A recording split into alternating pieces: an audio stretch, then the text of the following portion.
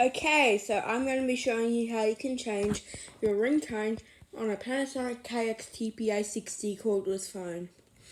So we go to menu, then go to setting handset, incoming option, then we go to memo alarm, then move the ringer pattern. These are all ringtones you have got.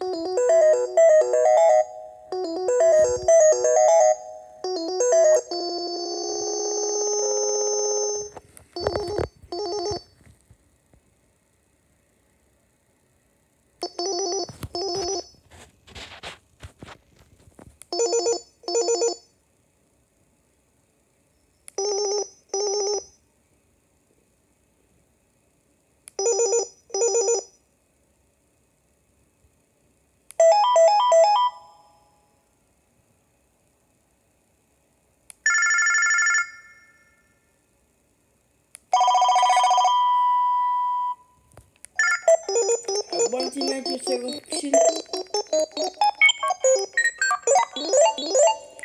click OK to save a ringer. And that's how you change your ringtone on a Panasonic phone. So if you liked that video, click the like button, make sure you subscribe and turn on post notifications. And see you all in the next video.